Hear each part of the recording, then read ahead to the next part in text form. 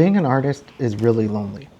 And when I say artist, I'm talking about any kind of artist. Anyone that puts a lot of thought into their head about anything that they want to do, whether it be crafting, surgery, painting, bowling, you're an artist. You're someone that just lives and breathes something.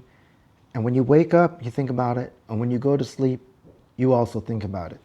No matter who you are out there, if you decide to do YouTube, somehow you become an artist. You wake up thinking about it, you go to sleep thinking about it. And the reason it's lonely is because nobody wants to hear about it. There's nobody in your immediate circle or your life that wants to hear you talk about click-through rates, algorithms, thumbnails, color grading. Nobody wants to hear about stuff like that. I'm guilty of it. My family, they don't want to hear about it anymore. I don't have anyone to talk to, so I just keep these thoughts in my head. And the problem with having these thoughts in my head is that they just stay there and they weigh me down. But I have to let them go. It's constantly on my mind. I feel like one of those mad professors that has a chalkboard. They're writing on it all the time, trying to break through, figure out that final piece of the puzzle. That's constantly how I feel, and it's like what I think about. But I'm not trying to solve anything complex. I'm just trying to make a better video to share with the world. But the thing is, when you're a lonely artist, a lot of times you do a lot of self-reflection. And sometimes in that reflection, you build up this confidence that I think I figured it out. I'm going to try this. So you go and you try it, you put it out there in the world, and then you find out the analytics said, no, this video sucks. You look at those numbers in your YouTube studio and you think to yourself, damn, maybe I should quit. Maybe I have this all wrong. Maybe I need to go back to the drawing board. And you start having all this self-doubt again. Sometimes people, they break through and they don't have to think about these things. But I think for the majority of creators, they do think about these things. I know I do, and I know I can't be the only one out there.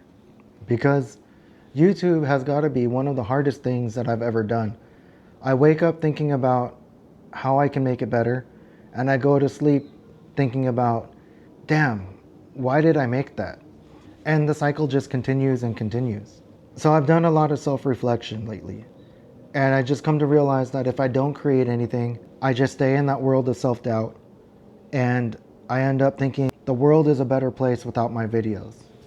And this doesn't speak for everyone, but I know for myself, I don't want to make videos just purely documenting my day, everything I'm doing. I think sometimes that stuff is cool, but I think at the end of the day, if I'm going to share any of my life with you, I want to share the triumphs, the hardships, and just the progression of someone just trying to figure things out in real time. And hopefully you can see it all take place. I've made it far enough in YouTube where I've made it to the point most people don't make it to. But at the same time, I'm at the point where it wouldn't be a complete loss to just never upload again. I'm going to be honest with you. As a monetized YouTube partner, it's not looking good. I'm not going to get paid again until 2027. And I'm not saying that the money has everything to do with it, but I think the money is another metric of just how relatable your content is. I don't want to make content that's just relatable to me. I would just put that video on my phone and just watch it by myself. If I'm going to put myself out there, I want to share things that could be beneficial to you. I want to share life experiences. I want to show you that I'm failing in real time. And I also want you to come along if I happen to figure something out. I just think that a lot of times as a content creator, it's easy to get the tables twisted where you think it's all about me and it's just all about my life. But in reality, I just think if you're willing to spend your time and share a few moments watching my video, it's more important for me to make sure that I benefit your life. At the end of the 5 minutes, you don't feel like, damn, this guy owes me 5 minutes of my life. And a lot of times I'm making videos where I stole minutes from your life, and I apologize. Lately, I've been doing a lot of reflecting and just thinking about the whole YouTube process, the whole concept of making videos, what works, why do some people make it, why do some people not? And I've just come to realize a lot of it has to do with how much they're willing to share about themselves and how much they're willing to share whatever knowledge they have to help other people. And I guess that's what makes this so frustrating.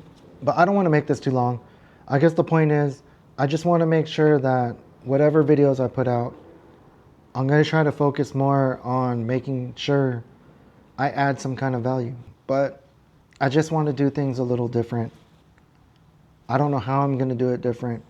And I think that's the beauty of this. I'm just trying to show you someone failing and succeeding in real time.